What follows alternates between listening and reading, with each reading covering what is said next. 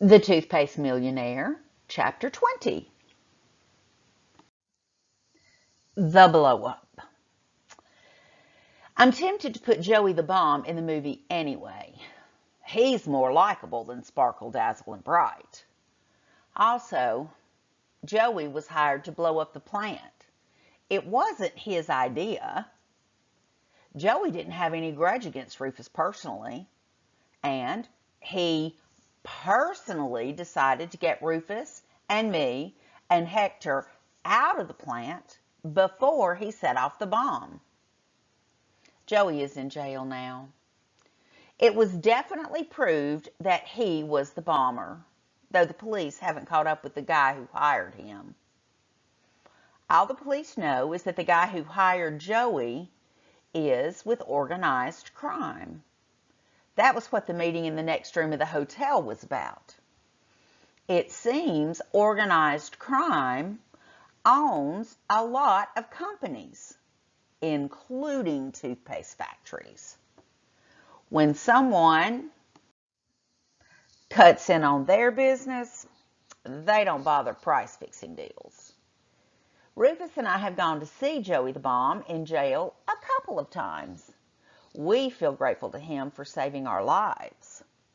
He might not be in jail if we hadn't been alive to identify him when the cops nabbed him.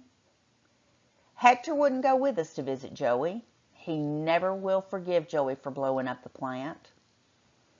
Although Rufus was planning to rent a bigger plant with a tube filling machine that could fill 10 times as many tubes an hour, Hector was heartbroken about losing the old machine.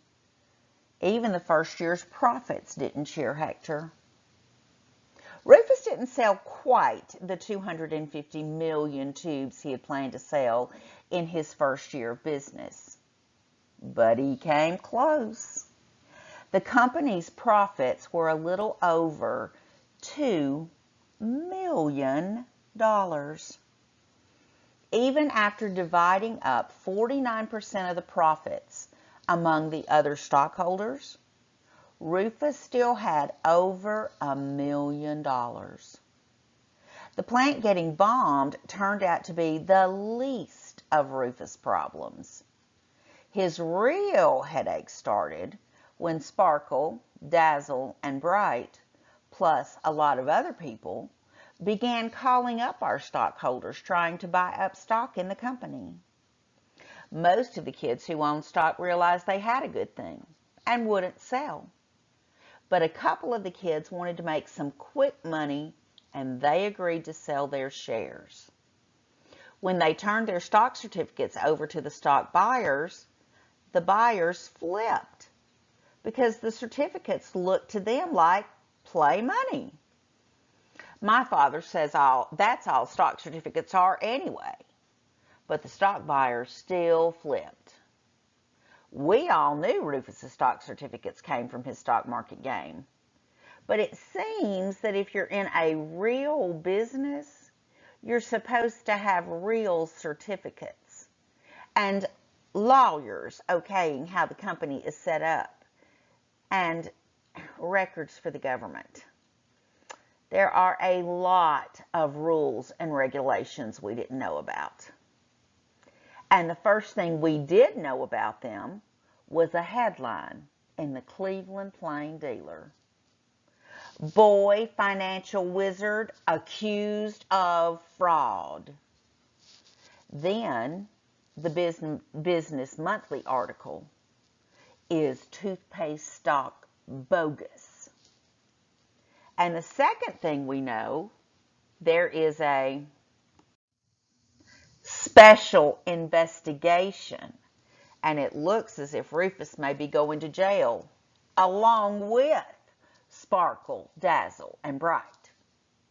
FBI agents come around wanting to see Rufus' books. The books they want to see are account books, which shows the company's earnings.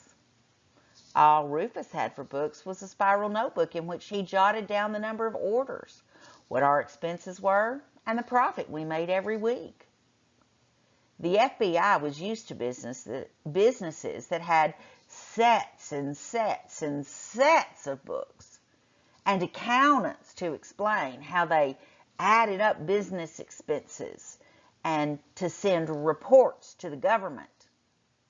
Rufus didn't have any accountants. He just had me checking to see that he hadn't made a mistake in addition. When the FBI saw Rufus' spiral notebook, they were sure he must have some other books hidden away somewhere. The more the FBI and the Cleveland District Attorney and the newspaper reporters investigated, the longer the list got of rules and regulations Rufus hadn't paid any attention to.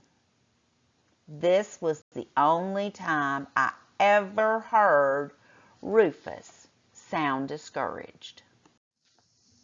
But as things turned out, the point of all these rules and regulations was to protect customers and stockholders from fraud. And the special investigation proved that Rufus hadn't cheated anyone. Rufus Toothpaste had in it exactly what he said it did, and every stockholder had been paid his fair share of the profits, even if the stock certificates weren't the real thing. So, Rufus couldn't be found guilty of fraud, only of not filling out certain forms in a certain way. As my father said, Rufus' only crime was cutting through a lot of red tape. He should be an example to the whole country.